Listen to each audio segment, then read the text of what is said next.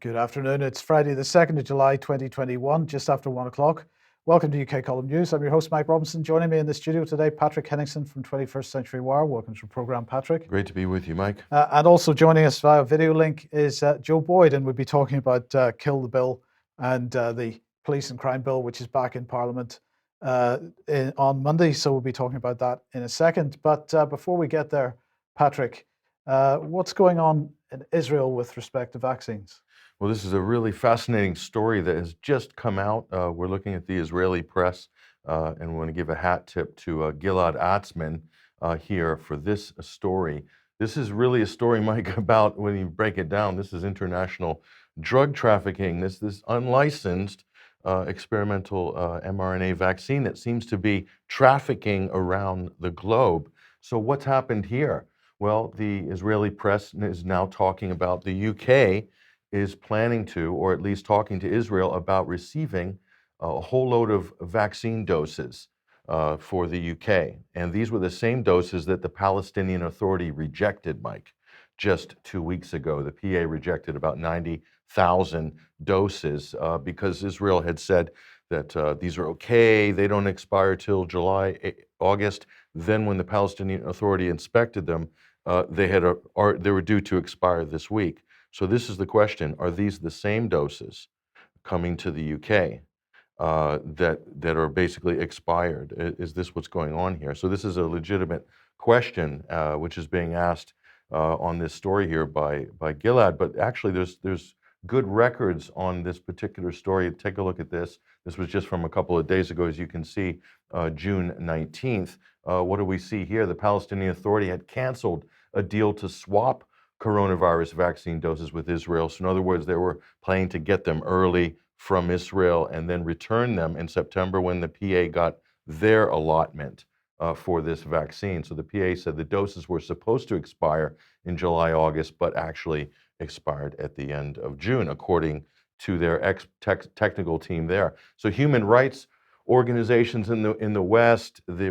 left-wing humanitarian organizations, were calling on Israel to give the vaccines to the Palestinians right away, but the Palestinians were a lot more cautious about the shipment which they're taking from the Israelis, Mike. But they go on here. This is interesting. So earlier in the day, Israel announced that it would transfer up to 1.4 million nearly expired doses of Pfizer's vaccine to the Palestinian territories. But then just beyond this, in exchange, the Palestinians would send them back again. And so this is from Naftali Bennett, the new prime minister's office here. So is there anything to be worried about if you're the Palestinians about this new prime minister? He, when you break it down, is actually a lot more hawkish towards Arabs and Palestinians than Netanyahu, if that's even possible. So you're talking about an extreme ethno-nationalist here is the new PM taking the reins in Israel here. And we just want to point people to,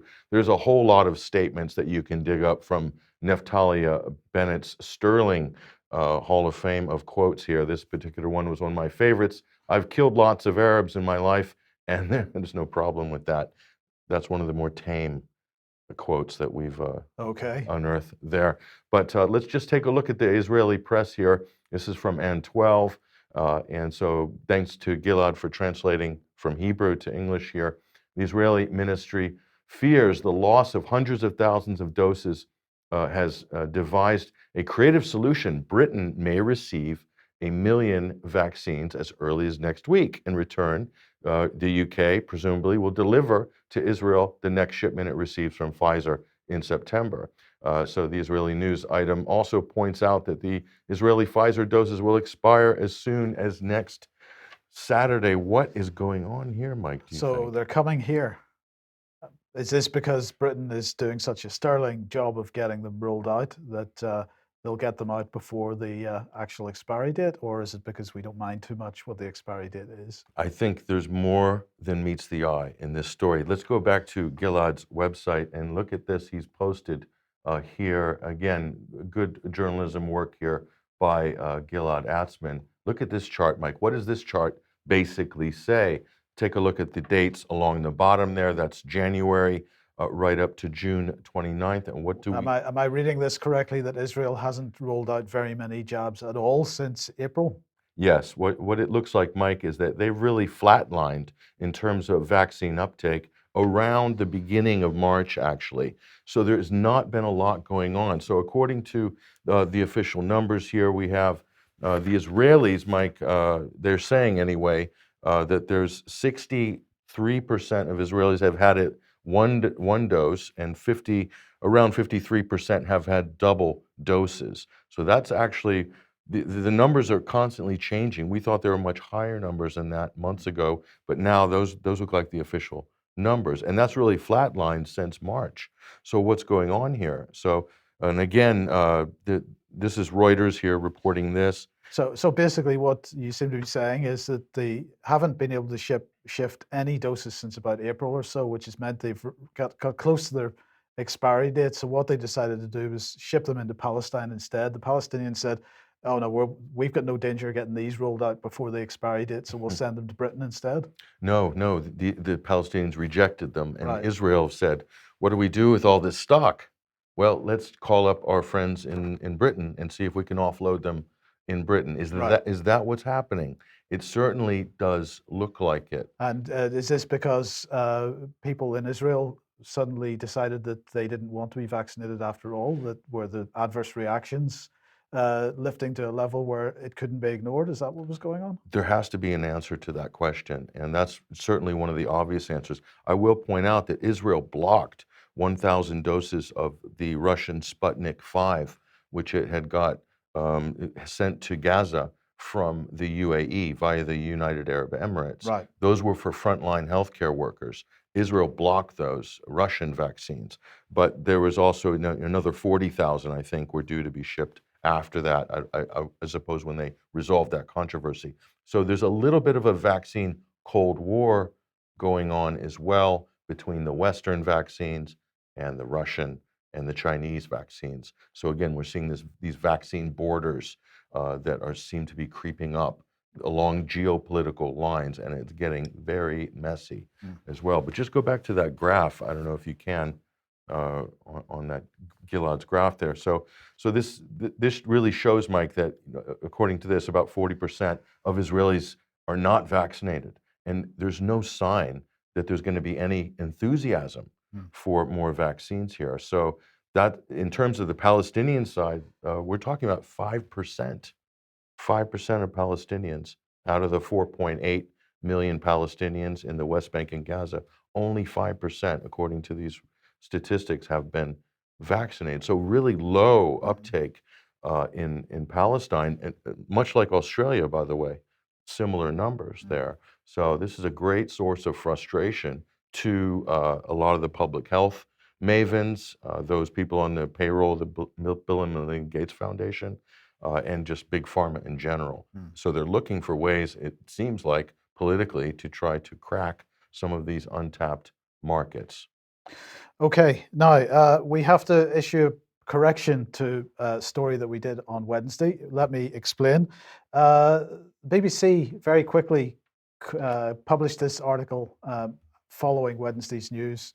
Misleading stat claims more vaccinated people die. So let's just have a look and see what the BBC is saying here. Some people, including those pushing an anti-vaccine agenda online, have been claiming a large proportion of those dying with the Delta variant of coronavirus had been vaccinated. One conspiracy site even claimed vaccinated people were dying at a higher rate than those that had received the jab, which is untrue. Well, unfortunately, Patrick, that was me, and it was incorrect. So I'm just going to clarify exactly how that happened. So we were talking about this document here, the SARS-CoV-2 variants of concern and variants under investigation in England, technical briefing 17. And we showed this table, the table showing all the Delta cases, the cases of the Delta variant. These are allegedly based on PCR test samples then going for genomic sequencing and genotyping. And the Public Health England was saying that from the 1st of February 2021 to the 21st of June, there were 92,029 cases altogether. But I made the error, let's say, of calculating the case fatality rate based on the full on the all case numbers. So when I said this on Wednesday, I said that vaccinated versus unvaccinated, basically the case fatality rate was much higher for vaccinated than unvaccinated, which of course, on the face of it, it absolutely is. The calculation was correct, but I was wrong to base it on the totals. I should have looked at each cohort, the under 50s and the over 50s separately. So we're going to do that now.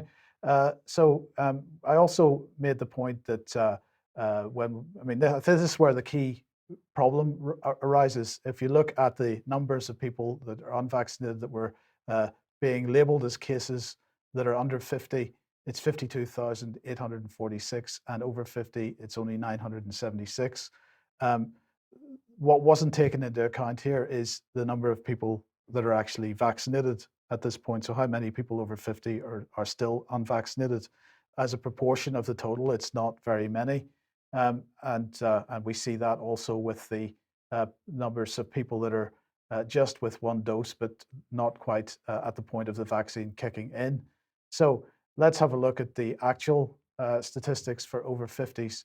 For vaccinated, the case fatality rate is 0.9%. So basically, you've got a 0.9% chance of dying if you end up with an infection after you've been vaccinated, and a 3.8% chance of dying, according to those statistics. But we'll come on to that in a second if you are unvaccinated. But the BBC then went on to say they said, and there's another reason you cannot currently just compare the number of COVID deaths among vaccinated and unvaccinated people and come to any conclusions about how effective the jabs are, because most fully vaccinated people are over the age of 50 and therefore more likely to die, while most unvaccinated people are young and healthy. And so the fact is that when we consider that statistic that I've just shown on screen of the unvaccinated case fatality rate being higher than the vaccinated case fatality rate, well, this cuts both ways. So we actually don't know what people died of, because we've got to keep in mind that this is based on PCR tests, and we don't know whether what was actually genomically sequenced was an infection or something else that was picked up by the PCR test. Or, or just a computer modeled variant that was created in the genomic software program, or something like this. Right, but there was one interesting thing that I just wanted to highlight from that statistic. If we looked at the case fatality rate for the under 50s, for the vaccinated, that calculates at a 0.01 chance of death if you're under 50, if you're vaccinated. But if you're unvaccinated, there's a 0.011 chance of death as well. So actually, when you look at the figures correctly, what it seems to be showing, and anybody wants to correct me on this one as well, but what it seems to be showing is that the vaccine makes no difference to the survivability of the Delta variant when you're under 50. Right. So what you're showing here on screen absolutely reflects what is the absolute risk reduction in terms of vaccines, rather than the relative risk reduction. So what they've been quoting, 95% effective, and all of these big giant numbers, which are relative risk reduction. This is what the media, the BBC, and everybody else quote. What you have here is closer to the absolute risk reduction. So again, if we go back to the actual BBC news slide previously, and you bring up their text, I don't know if you're able to. No, well, I can't. But I'm gonna move on to the next little bit, because the next little quote from this article says, but the actual number of people dying would be much lower, and 20th as many as if no one was vaccinated, according to PHE estimates. The vaccines are already estimated to have saved 27,000 lives in England. Now, we are going to be producing an article on this whole thing later on today. Ian Davis is writing it as we speak, and we're going to be publishing it later on, which is going to go into this in much greater depth. But this issue of estimations, where's that coming from? Well, it's actually coming. Before we come on to where it's coming from, let me just list the main takeaways here. This report from Public Health England, SARS-CoV-2 variants of concern and variants under investigation in England, is based on cases and PCR tests. That's the first thing to say about it. What was actually genomically sequenced? Was it an infectious agent, or was it some carryover from a previous infection? What was actually genomically sequenced? But as the BBC says, over 50 is much more likely to die in general. But the question is, where do the estimates come from? It comes from this, the MRC Biostatistics Unit at the University of Cambridge and Public Health England as well. The latest modelling suggests that COVID-19 vaccines have prevented 7.2 million infections and 27,000 deaths. Now, this is what Sajid Javid was talking about on Tuesday when he was giving his briefing to the House, that it's based on the latest computer models. Now, is that a reasonable thing to claim, 27,000 deaths? The fact is, they have no actual evidence for that whatsoever. But the other thing that I just want to point out is they're claiming that they've saved 27,000 deaths, but they've avoided 27,000 deaths. But actually, we have 27,000 real deaths, which are additional excess deaths going on at the moment. So if we take this period that they're talking about from the beginning of the year until now, if we look at the latest ONS statistics and look at the people that are dying at home, which the ONS themselves say are not dying from COVID or any connection to COVID, and we look at this as excess mortality, these are extra deaths above the 5-year average. If you take from the 1st of January up to date, that comes out at around 25 to 27,000 people. Those are people that are really died because they didn't get the health care that they needed, or for whatever reason. So this is my question is, therefore, if they're claiming that they've saved 27,000 lives as a result of the vaccination rollout, how can they do that when what we're seeing on screen at the moment is 27,000 people that have died in their own homes because they haven't been able to get access to their general practitioner, or they've got an acute condition that's been going on for a long time and they haven't had medical treatment for it, because the NHS has been reoriented towards the vaccination program, which wasn't necessary in the first place. And the NHS has been reoriented towards COVID, and therefore waiting lists have extended to the point of destruction for the NHS. That's 27,000 roughly people that actually died. And whereas the government can only provide a model that says that they've saved 27,000 lives through the vaccination program, I think there are a lot of questions to be raised out of this whole thing. The original BBC text that you put up, the last paragraph, I don't know if you can show. I can show that. Yeah. Show us that really quickly. The original text. Was it this one? The original. Yes. Okay. The last paragraph, Mike. If you look at the last paragraph, because most fully vaccinated people are over the age of 50 and therefore are more likely to die, while most unvaccinated people are young and healthy. They've just made the case there not to vaccinate the youth because you're introducing a new risk with an unlicensed experimental vaccine. The BBC has even admitted they've undermined their own case, Mike, in their own argument. They've totally undermined it there. They've admitted that there's a very low risk for young people to even get ill of COVID, much less ever die of it. If you look at the statistics, I mean, the lower you go down in age, according to their numbers, it gets more and more and more obscure. So they've made your argument for you there. So introducing mass vaccinations for young people, which is an argument that even people and some government officials and MPs have raised this issue. Why are you introducing another risk, especially if it's unlicensed and it's experimental pharmaceutical product? Which brings us to this Daily Mail article. Gloomy Sage advisor calls for school restrictions to remain until all children are vaccinated. Who could they be talking about, Mike? Who is the gloomy sage advisor? Oh, it's none other than John Edmonds there. He's saying that all the children need to be jabbed in order to ease restrictions. So there's no other alternative, according to John Edmonds from the London School of Infectious Diseases and Tropical Diseases. But actually, we've got the clip from the BBC. Let's listen to this. Well, I mean, at some point we do have to dismantle all of these measures that we put in place. I think the time, for me, the safest time to do that is when children have been vaccinated, certainly secondary school age children at least. That's the safest way. That's the way that. Is that what you're advocating? I mean, would you say it is now time to vaccinate children? I think if the vaccine can be, if we can show that it's safe.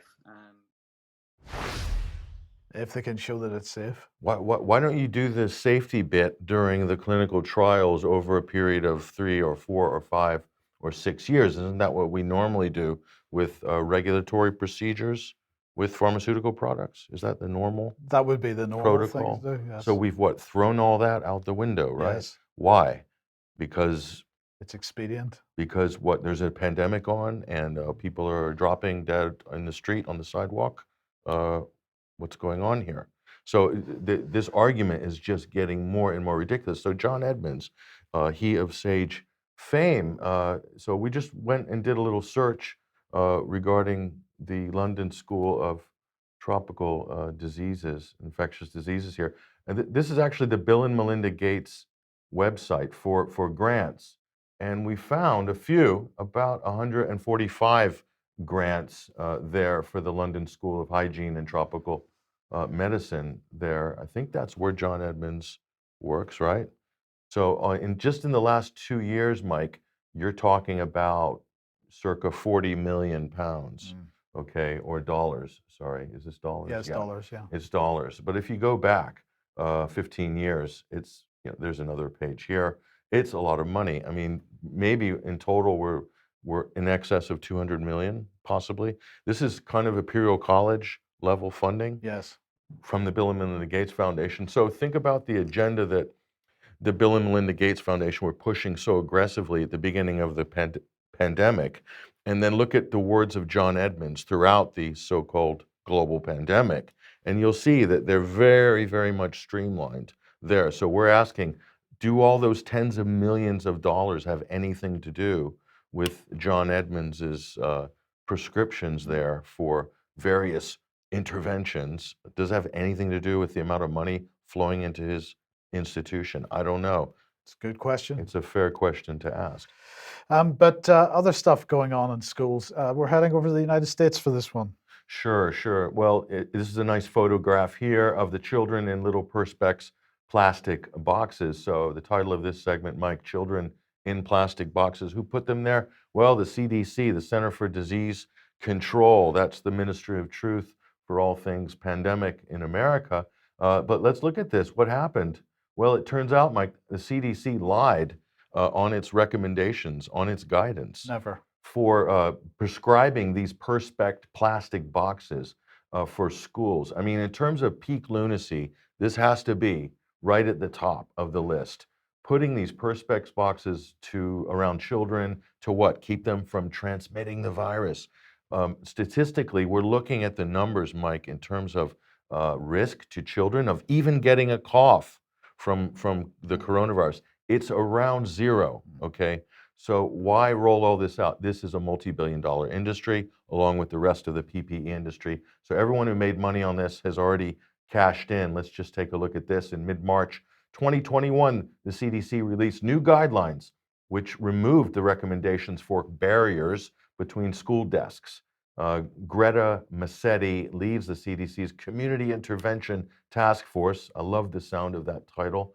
And said about the plastic shields, we don't have a lot of evidence of their effectiveness in preventing transmission. So, they do the mask mandates for the kids.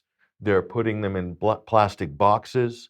And now there's a load of people, including the teachers' unions in some countries, clamoring to have the children jabbed in order for school to be safe. So I think the problem is not with the kids. I think the problem is with the adults. Where are the adults in the room with this conversation on schools and children? Because I have not seen any. We have not seen any. But Joe Biden made a visit to one of the local schools here recently. I think we've got that clip here. Joe's going to inspect these barriers, and he's very impressed, by the way. Let's look at this. Well, I tell you what, you guys are impressive. Really impressive. This is 9th grade, right?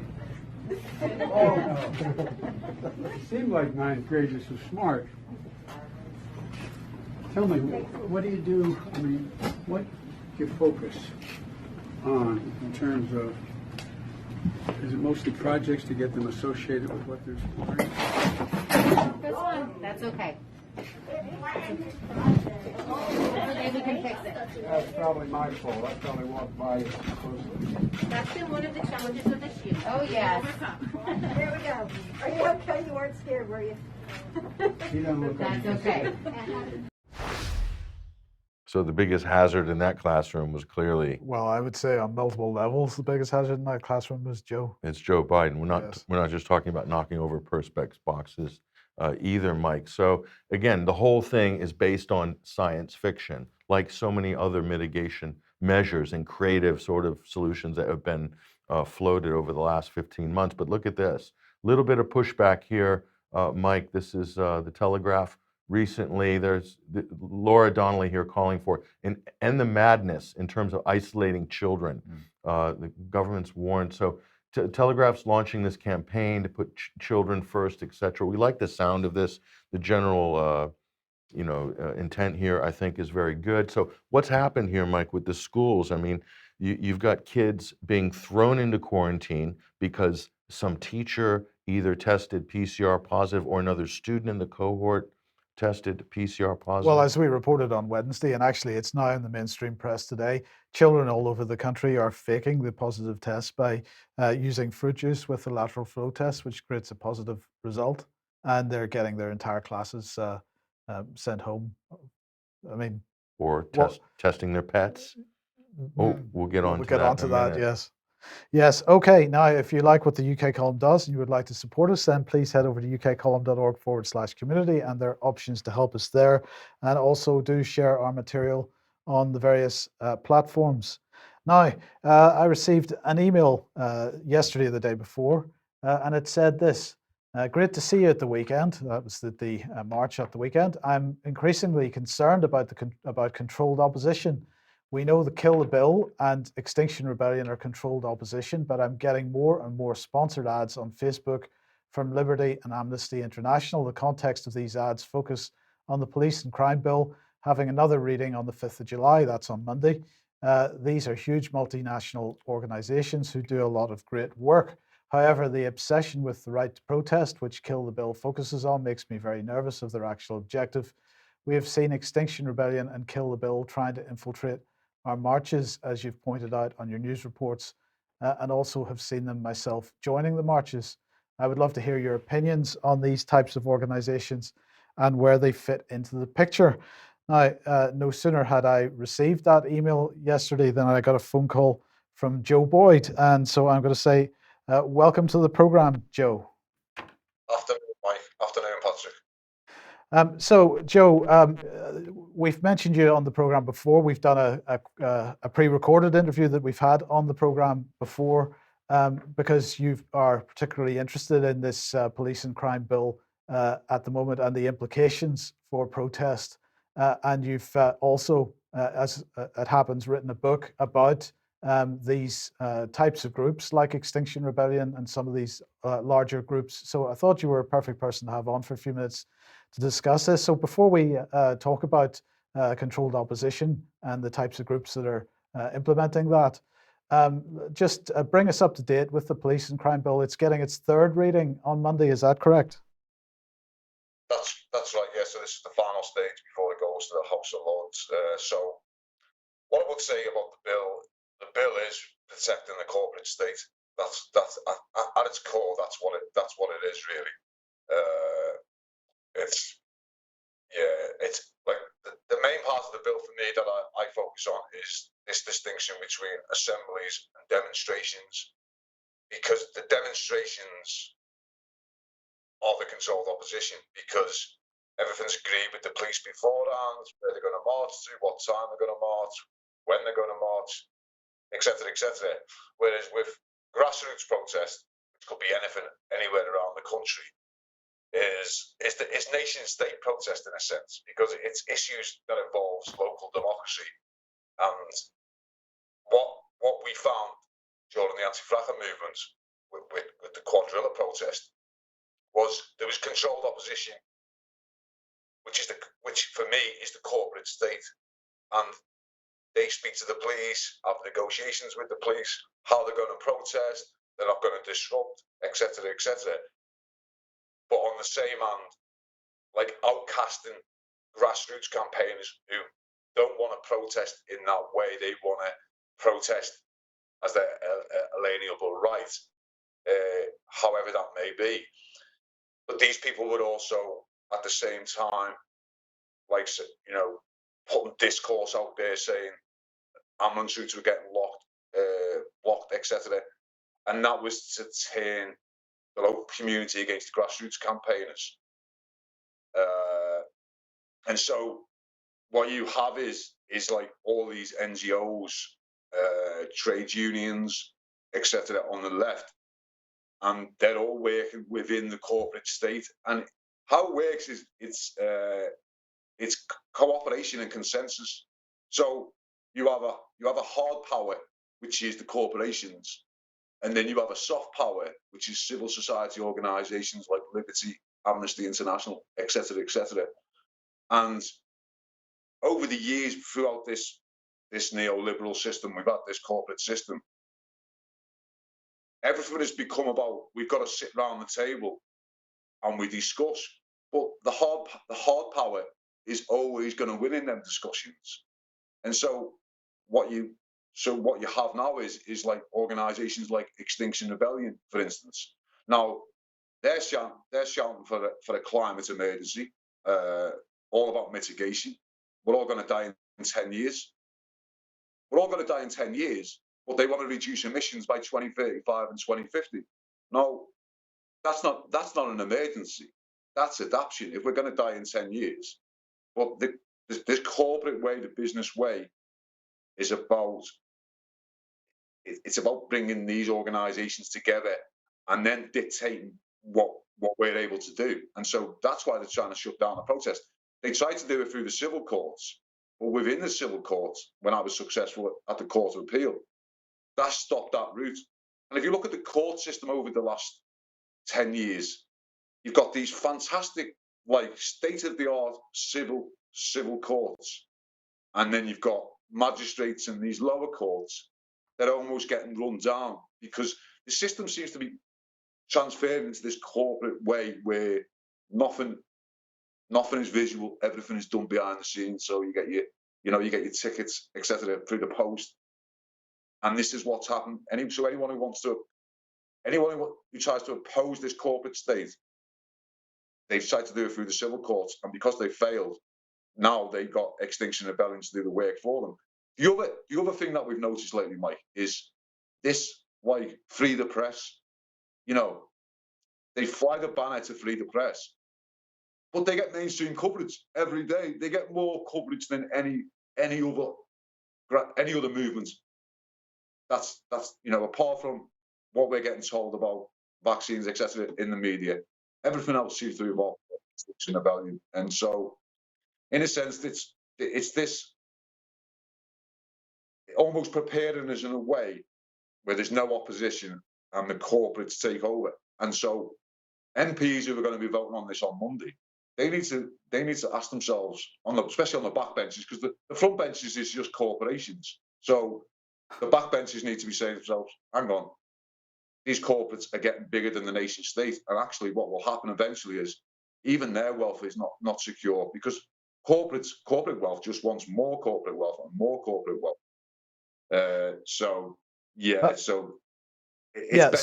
Sorry, Joe. So on Monday they're going to have the third hearing of the bill, and if that's voted through, it's going to go to the House of Lords. I haven't heard yet whether the House of Lords has any ideas for amendments for it, but even so, the point is that this is really the last opportunity for people to get involved, to get engaged with their MPs, and make it clear to their MPs how they feel about this, and try to get the thing stopped. Yeah, I've seen some stuff on social media where some of the Labour Party MPs, backbenchers, are saying, support these amendments and support them amendments. But I'm not seeing anyone saying we're not supporting this joining up of everyone within agreed protest, managed protest, because once it becomes managed protest, in connection with the Covert Human Intelligence Services Act, then the establishment or the corporate state can just lead every movement and legally do that. So while we have grassroots protest, we haven't got leaders. But as soon as we have all demonstrations managed, then the corporate state just automatically controls all the protests, and only the protest that the corporate state wants on the TV or wants to promote will be there. That'll be it. Yes. Joe, one question. Joe, one of the big concerns, a lot of people were looking at this legislation early on, were saying that it gives the state power to fine or to punish anybody that falls out of that controlled demonstration framework that you just described there. So in a way, by using power of the state in terms of fines and enforcement, they can really sort of eliminate any sort of organic assembly, and using those mechanisms in order to sort of intimidate people, if you will, from being somehow caught through this arbitrary bit of legislation, deemed to be out of line, basically. I mean, what are your thoughts on that part? Well, yeah, because when obviously I challenged INEOS at the High Court and then the Royal Court of Justice, there was not one NGO or one trade unions or anything who put their head above the parapet. None of them. The only organisation that did was Friends of the Earth right at the end. But that was when, like 3 weeks before the appeal hearing. So all these organisations were just silent, and they were also silent before this bill came to its second reading until the Labour Party abstained on the vote. So that shows me, especially from the first time when it was such a big issue then. I mean, the top human rights lawyers in this country, I had Julian Assange's lawyer, I had the top human rights lawyer in this country, I had the top international and public law lawyer, and all them was saying they'd never seen anything like this, injunction that was getting put in place, because it was preemptive. But none of these other organisations came to the fore at all. So that tells me that they're already controlled, and when you were talking about amnesty and liberty and stuff like liberty, they're controlled opposition because they can't speak until they're given the nod to speak, because they are only a soft power, and they're just working like for scraps in a sense. So we've lost this power we need to have this power as a country, and that starts at grassroots level. So as soon as you've become a managed protest, that's it. You've got no power left. And I might add on Amnesty, Amnesty International, those types of mainstream human rights organizations, they usually sit in the background, Mike, whenever there's a major issue. And then only when it's, as Joe rightly said, when they're called to speak, then they move to the front. And normally it's because there is such an upswell of grassroots dissent that the organizations would lose total credibility if they don't even comment on it. That's what happened with Julian Assange, and we can say that with so many different other issues as well. So that's, and Amnesty does have pedigree in terms of colluding with the intelligence services. I mean, that's just part of history. Yes. So, I mean, that's something else that we can discuss in a minute. Right. Now, Joe, when I've talked about you on the program before, we've mentioned your book, and I'm going to mention it again now and ask you to remind people what it's called and where they can get it, because the question about controlled opposition you go into in this book, that's basically what it's about. It's your life story as an activist, really, and the cases that you brought against INEOS and other things that happened during the anti-fracking protest, what you saw, what you experienced, and how this controlled opposition mechanism works. And so I really encourage people to read your book. What's it called, and how do they get it?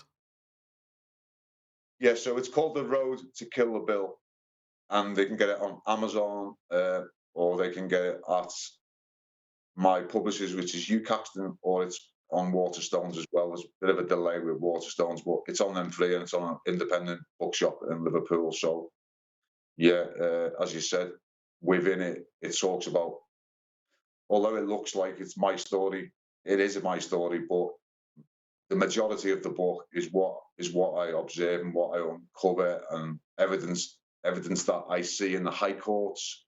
No no one could detail it as well as me, because by the time we got to the end, as you know, with our late friend Ian Crane, like, there was only a few of us left because everyone else had been gaslighted by the corporate state, in a sense. So they all just got into a small corner. So it's not until you're in these high courts or these royal courts, etc., that you really see the evidence of what's going on behind the scenes. And I uncovered that there was strategic security services who were based in Hereford, the home of the SAS, and actually they were used to working in the Iraqi and Kuwait oil fields. You had the National Police Chiefs Council involved. You had the Counter-Terrorism Police National Operations Centre involved. And these organisations were, well, especially the CTP NOC, they were advising INEOS that they had enough evidence for an injunction. But there's all sorts in there, because the meetings took place every time we seemed to railroad and save grassroots protest. Strategic security services behind the scenes were working on another plan straight away, and then we'd have to stop that. And we must have stopped strategic plans maybe 3, 4, 5 times throughout it. And it's all in the book, and so it's compelling. I mean, it's what I learned and observed in the best part of 6 years.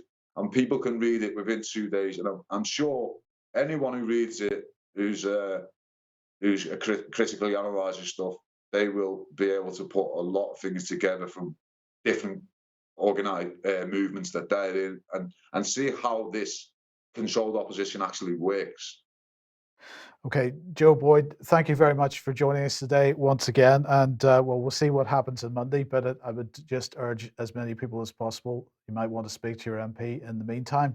But Joe was saying there, Patrick, you know, the other piece of legislation which escapes me at the moment, which gives the UK government and many government agencies, not just the police and the military, the opportunity to get involved in activism and break the law in the process in order to pursue government and or corporate agenda. But this idea of informants within organizations, that isn't just limited to this side of the Atlantic. No.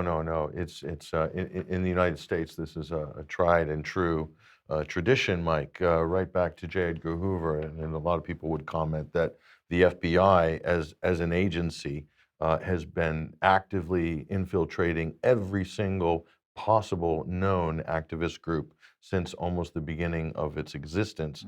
That's on the right, on the left, civil rights, black civil rights organizations, everybody was penetrated by the FBI, even the Green Movement and probably the animal rights as well. Even the tree huggers are infiltrated by federal agencies here. We've talked about this over the years a lot, and it's being talked about more because of what happened in January 6th in the United States. They're calling it an insurrection, and there was a big controversy. Well, what's coming out now is exactly what we spoke about for the last few months, and now it's kind of being admitted here. This is up on the Revolver. This is from June 30th here. Federal protection of Oath Keepers kingpin Stewart Rhodes breaks the entire Capitol, quote, insurrection lie wide open here. Revolver News generated tremendous discussion and controversy with its previous piece exploring the possibility of the unindicted individuals referred to in the January 6th charging documents may be undercover agents or informants here. And this is the previous article that they're referring to. This is from June 14th, 2021. Unindicted co-conspirators in the 6th of January cases raise disturbing questions of federal foreknowledge. So were the feds involved in the planning of this, quote, insurrection, or at least the key people at the top who were leading the crowd? All the evidence points in that direction, unfortunately, on this, Mike. So check this out here, back to Revolver. So the question is it possible that Oath Keepers, this is the main sort of biggest, quote, militia organization in the United States, is it possible that Oath Keepers, the most prominent anti-government group in the United States, well, at least in terms of membership size, you could say, has been run in effect by the United States government itself? And nobody has mentioned it until now. Well, we've all mentioned this along with many other things in the past here. So in other words, it says January 6th was not the result of an intelligence failure, as FBI Director Christopher Wray claimed in the U.S. Senate and the media tell us. Rather, January 6th was the result of an intelligence setup, is the question. So fair question. All the evidence seems to point in that direction. And I might add, the leader of the Proud Boys, this was one of the mainstream media's go-to organizations Yeah. to demonize the pro-Trump lobby and the pro-Trump movement. And Enrico Torino, I think his name was, was outed as an FBI informant. That's the head of the Proud Boys. So now we have the other sister organization, Oath Keepers, and you have the head of that organization being implicated. Perhaps, certainly we'll find out in court, maybe or maybe not, but as an FBI informant. So all of these high-profile, outrageous groups, and normally the ones who are being the most outrageous, either in the media or in their activism, doing things that most people couldn't get away with, Mike, and seeming to be able to walk nonchalantly through the whole thing. Often these are federal or government agents or informants, or they're being handled by someone working for one of these agencies. So there's a long tradition of this. So there's no reason to think that it stopped in 2019. It just continues. Okay, right. Let's come back to COVID-related matters now. And well, one of the points that you've made over the last few weeks, Patrick, is that we seem to be seeing the same playbook as from last year being played out again in 2021. So the same types of narratives that we saw in 2021 are appearing in 2020. Are appearing in 2021. And well, one of the narratives from 2020. This is from the 23rd of April, 2020. We covered this. Cats' Lives Matter. This was something that the media was really pushing very hard back in April and May last year, that our cats could be killing us. Can everyone in the chat box give us a big, oh, he's so cute, isn't he? Look at him. Yes. But they're coming for him. Absolutely, they're coming for him. And so this was the Telegraph headline as just one particular example from last year. Owners warned against cuddling their cats after kitten dies from COVID. And the point that we made last year was yes, that's because the streets are littered with the bodies of dead cats, and they have been littered with the bodies of dead cats ever since, haven't they? You're being facetious there, right? Of course. Just to be clear, that's satire. Yes, but the point here is, Patrick, that this narrative has come back with a vengeance. No, they're recycling. So they're rebooting what we're calling Petgate, I guess, just for kicks, really. But check out the BBC here. And so there's Suti. By the way, they use the same cat image on almost all of these stories. So look at Suti there. What's going on? What are they doing to this poor cat? Are they getting ready to vaccinate him? We don't know. Pets can catch COVID from owners. Study suggests. I love the BBC, Mike, because their headlines are the only news organization that say study suggests. Most people wouldn't be that brazen, but the BBC is a special breed of media outlet here. Oh, there we go. Most infected pets tend to be asymptomatic or display mild symptoms of COVID. What risk is an asymptomatic person or animal to anybody else? Well, it depends who you talk to, Mike, which expert, public health expert you believe on this, but asymptomatic means no symptoms.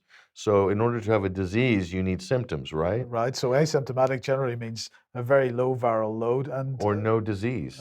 Indeed. No disease. So no threat. Anyway, they're trying to demonize Suti. Okay, so let's just take a look. Where else are they going on this?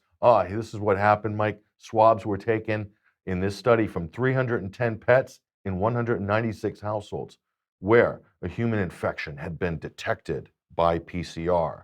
So logic suggests that 6 cats and 7 dogs returned with a positive PCR test, while 54 animals tested positive for virus antibodies there. So they found a few PCR tests out of 310. What's the percentage of that? Do the math at home. Not very high. No. If you think about the false positive rate of a PCR test in a low prevalence demographic, then there's going to be a very high false positive rate. Could be as high as 80 or 90. So really, we're looking at 0 cases potentially here if you follow actual science regarding the PCR test, which is widely abused. And how many cycle counts did they use? We don't know, not for sure.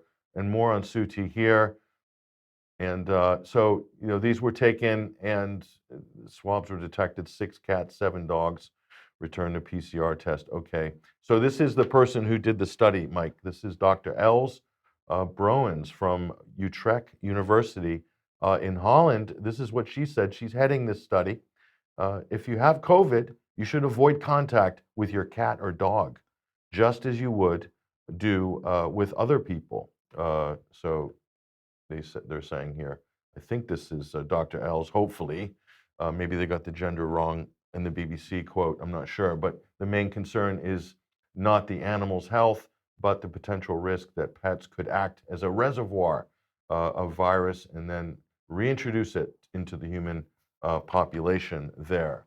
So back to this. So the fine print, the authors say the study said no evidence of pet to owner transmission had been recorded to date. Very important there. So after all of that, there's actually no evidence of pet to owner transmission, but it would be difficult to detect while the virus is still spreading easily between humans. I mean, this is just make it up as you go along.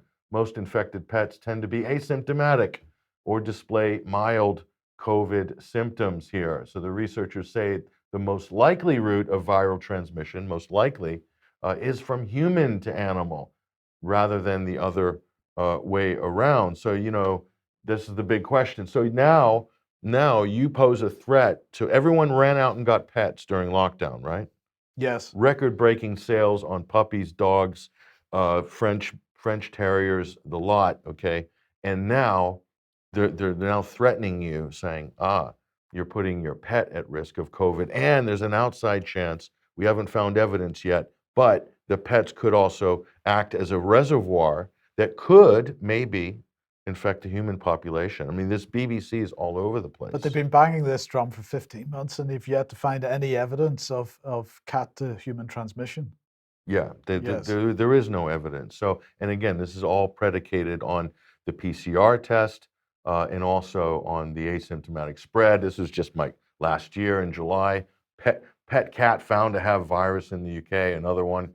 Can my dog or cat catch coronavirus? April 2020. I mean, it's just endless with the BBC. So the PCR test, that's the one thing. And then it's the myth of the asymptomatic spreader here. And so we published this article at 21st Century Wire back in May. The myth of the asymptomatic spreader dealt another blow this week. It's constantly being dealt blows, this myth. So this is all predicated on 2 things, which is the PCR test and the asymptomatic spread myth.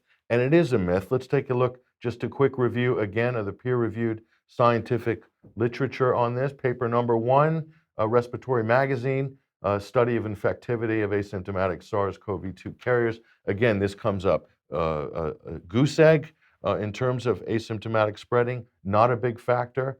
Paper number 2 here, this is JAMA Network, Journal of American Medicine, household transmission of SARS-CoV-2, systematic review, meta-analysis, pretty much proves that there's really not an asymptomatic spreading issue. As Dr. Fauci said, they generally don't drive epidemics. We showed that on a previous program here. And this, of course, is the most important one. Let's get back to the source here. Wuhan, China.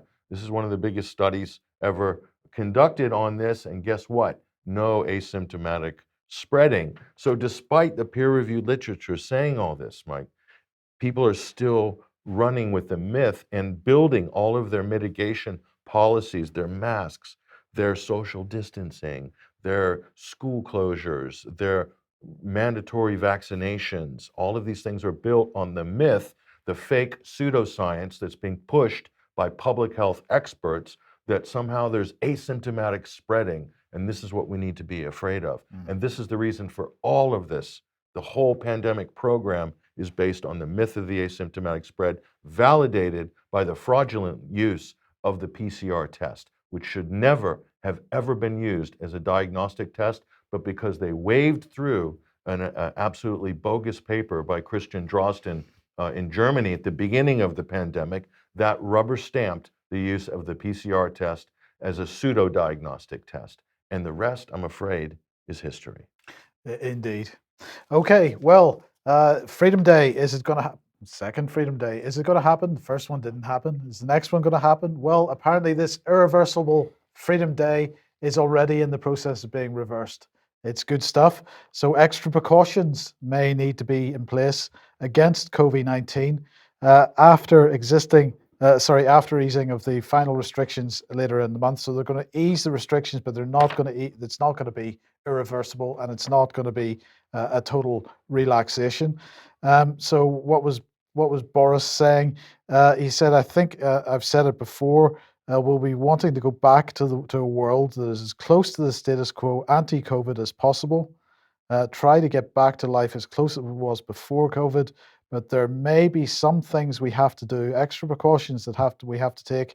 But I'll be setting them out in the next couple of days, so people are expecting him. There's Boris in the tracksuit, Mike. It kind of reminds me of Harry Enfield a little bit. Yes. Harry, if you're listening, please, can we do a skit on? Can we do a Boris skit? I would have please? thought so. I would have thought so. Now, good news, Patrick. The surveillance state is being implemented right in front of our eyes. Here is Mission Room, and this company is all about 360-degree solutions for your business. Now, anybody that has been following the Common Purpose story for many years will know that 360 is important to that kind of narrative. But there are two new winners in the latest round of the First of a Kind competition, which is all about government funding new tech. And in this case, they're looking at railways. They're a bit disturbed about the way that the railways and the trains are being used at the moment because they want to encourage people back onto the network in a post-COVID-19 world, but only in the right way, Patrick.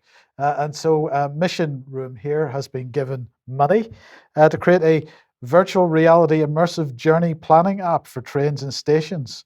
And this is building an innovative passenger orientation guide to help passengers navigate stations and trains. It will help reduce passenger anxiety, and it will explain the specific bits of the station and train that relate directly to an individual's journey.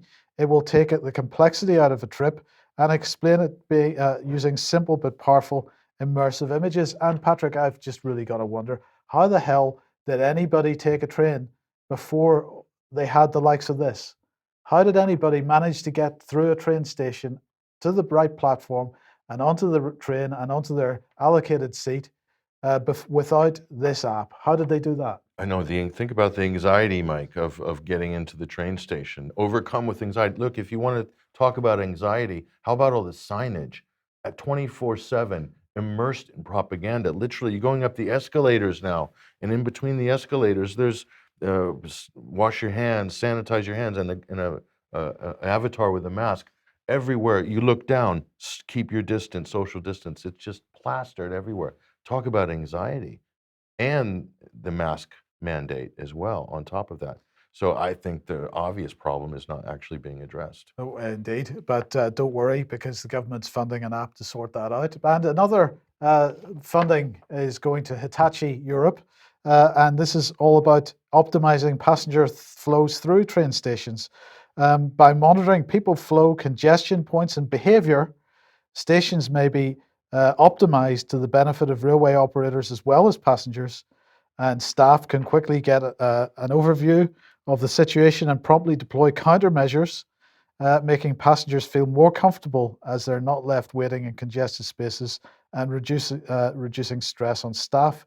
And so Hitachi say that their proposed solution proposes to leverage existing CCTV infrastructure to calculate and propose an optimal configuration of station facilities, such as gates, escalators, and passageways, to avoid unnecessary passenger congestion. So again, I'm not entirely clear exactly how stations operated in the pre-COVID days, because it clearly it was beyond the wit of man to minimize congestion in stations before they had this type of new facility. They're talking about optimizing flow, Mike. They can't even optimize the flow of the average toilet at a station. I mean, if they could just sort the toilets out, make sure they're working, they're clean. Well, that would reduce anxiety for sure. Bring them into the 21st century. That would be huge in terms of reducing anxiety. I mean, we're not complicated. humans are pretty simple. Give us working loos, Yes. place to get a coffee, benches that don't have security and safety tape over them. Well, now, one of the other projects that I haven't mentioned today, but one of the other projects implements new internals for carriages so that they can change the seating arrangements so that you can make For sure COVID. for COVID to make sure that you can have proper social distancing, that there's no possibility of congestion inside the carriages and so on. It's really amazing. These are really important. That's fantastic. It is fantastic, yes. That's great. But look, if anybody was any doubt about the issue of vaccine passports, and if your life is restricted because you haven't had a vaccine, and you can't get a vaccine passport, or you can't get a vaccine passport that says that you're allowed to travel, we've got to leave it to the Chatham House to tell us how we should feel about that. So have a listen to this. It gives assurance to the traveller that they are likely to be safe, and it gives assurance to the receiving country that this person is unlikely to be a burden on their health system and unlikely to bring the infection. There is an issue of equity, and that is that people who have been vaccinated may appear to be more privileged than those who have not been vaccinated.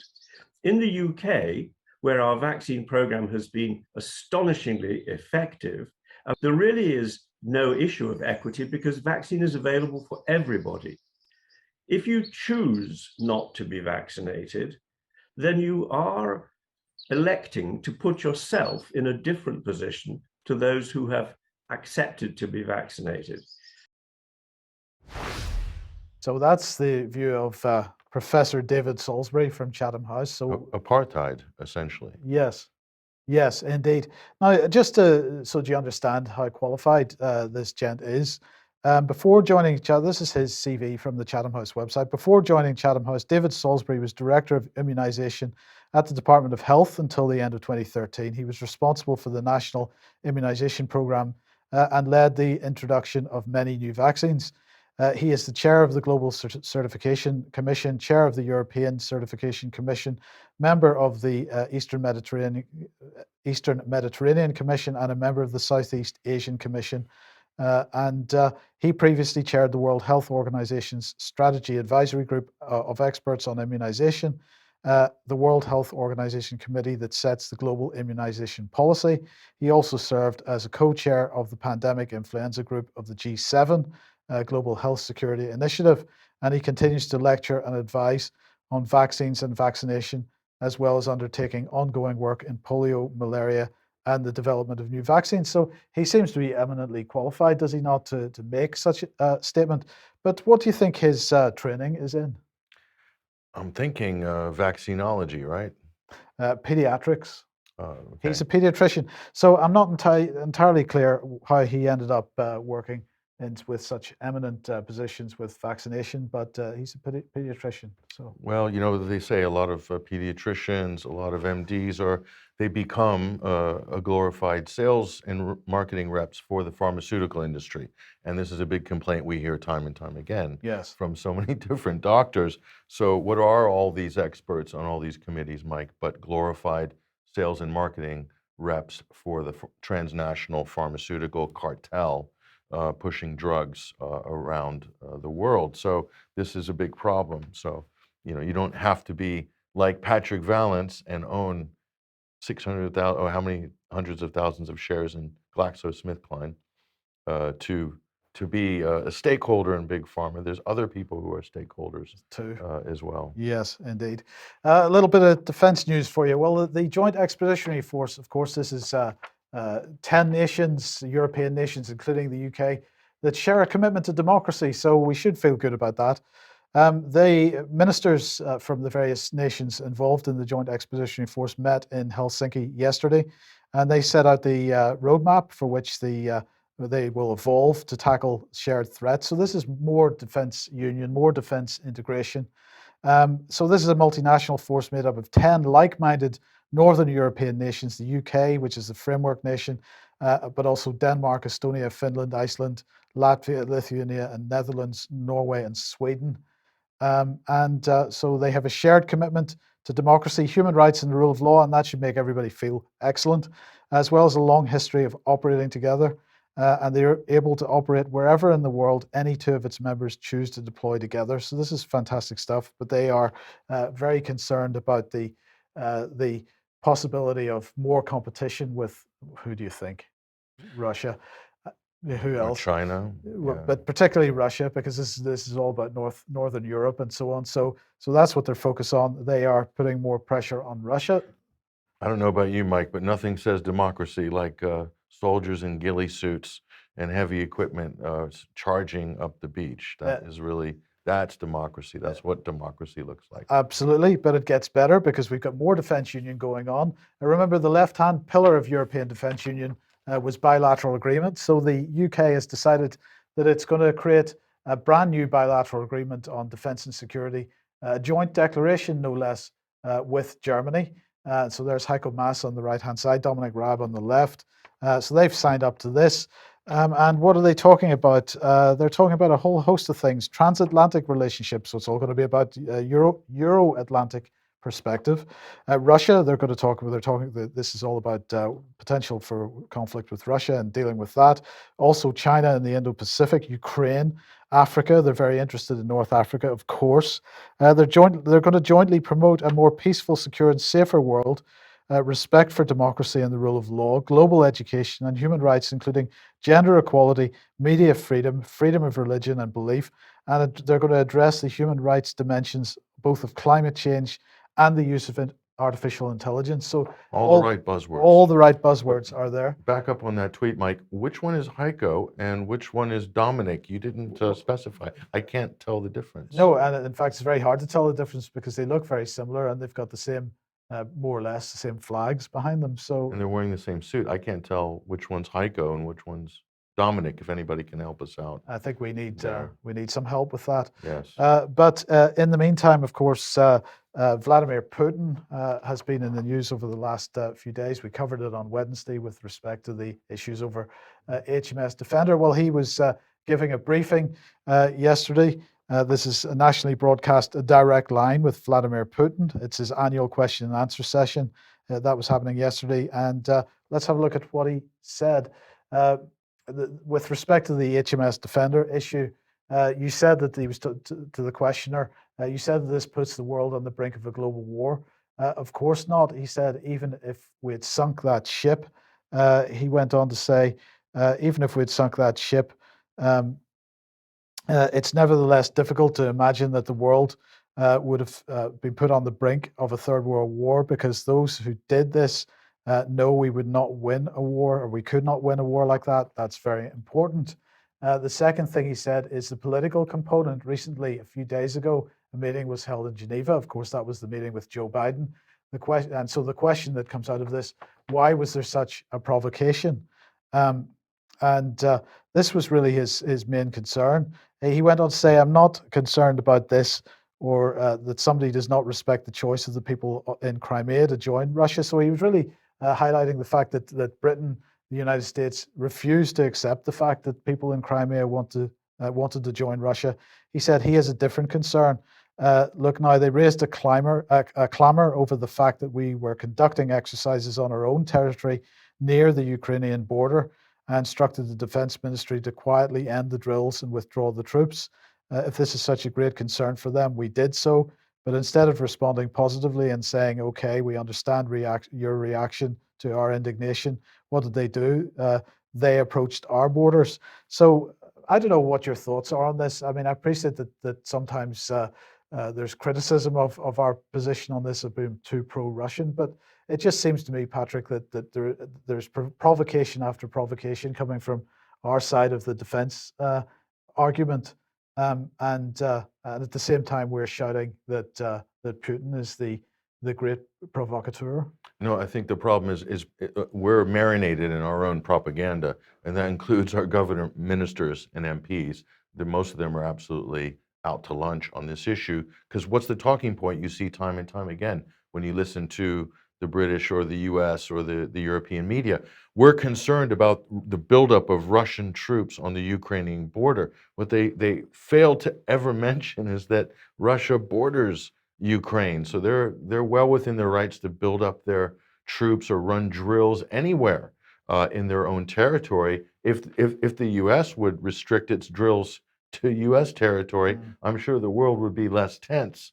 But obviously, there's people in Washington that would disagree with me on that because they'd say that the U.S. is running drills all over the world, including along Russia's border, along with NATO, and that makes the world feel safer. So it depends who you believe in that story. But they've twisted this fact and making Russia sound like it's aggressive because it's concerned about NATO pressed right up and encircling Russia from the Baltic states, right around Eastern Europe, and now Georgia, and now the underbelly. possibility Ukraine. I And mean, further. clearly, the possibility of Ukraine joining NATO is a red line as far as Russia is concerned. But just very briefly, what are your thoughts on Putin's comment that even if they had sunk HMS Defender, that would not have started a more serious conflict? I think it would have been a crisis, but it would have probably forced some actual diplomacy, actual negotiations, because at the end of the day, Russia's war gamed out this to great detail. They know exactly how it's going to play out. I'm sure NATO has done the same.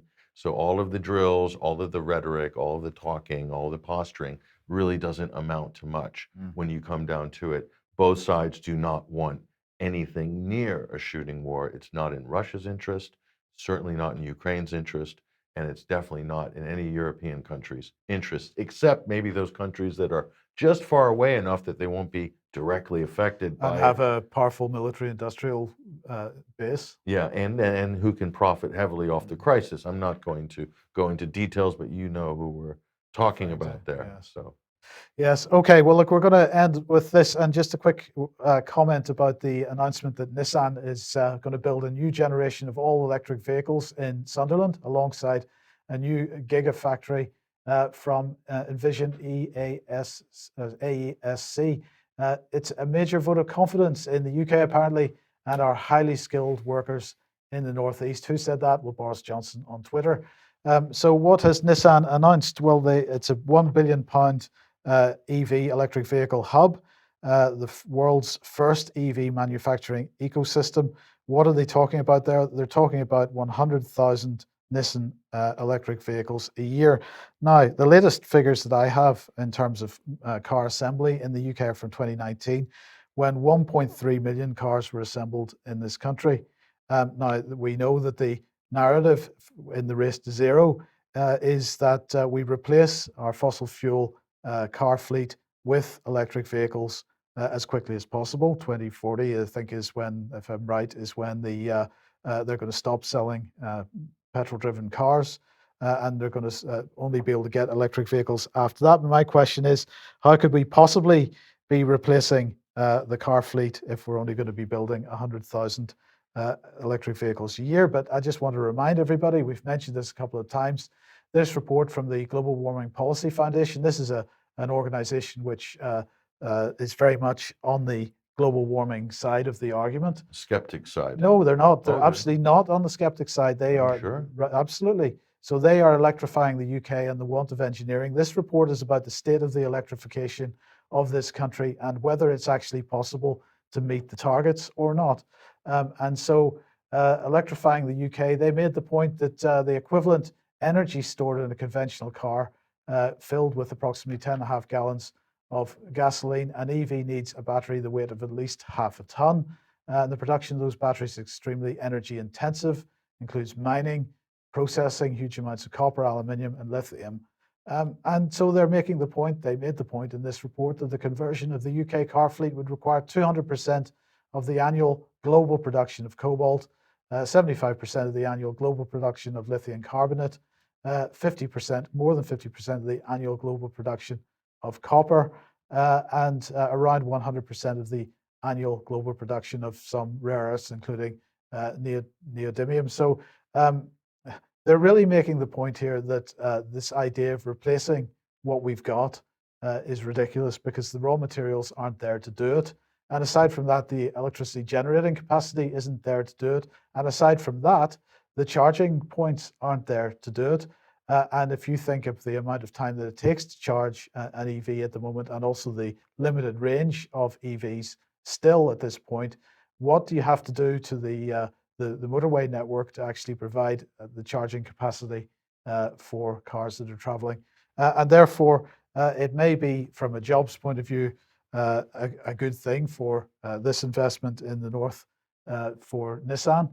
But from the ability to travel, from the point of view of us and our personal liberty and our ability to travel in our own vehicles, this is going to have a chilling effect, because it is not going to be possible to replace the fossil fuel based cars that we have with EVs. And therefore, well, I don't think we're going to be traveling very much in the not too distant future. I mean, that's all well and good, all those facts, Mike, all those facts. But Central Party has decreed, Chairman Boris has said, no more petrol cars, and we're going all electric by 2030 or whatever. So are you saying that Central Party, you're saying the chairman is wrong? Oh, I'm saying he's right. I'm saying what he's not telling us at the moment is that we are not going to be entitled to own a car. That's what it's going to boil down to, because there aren't going to be enough cars to go round. So it's only going to be, it's going to be very much the Soviet model.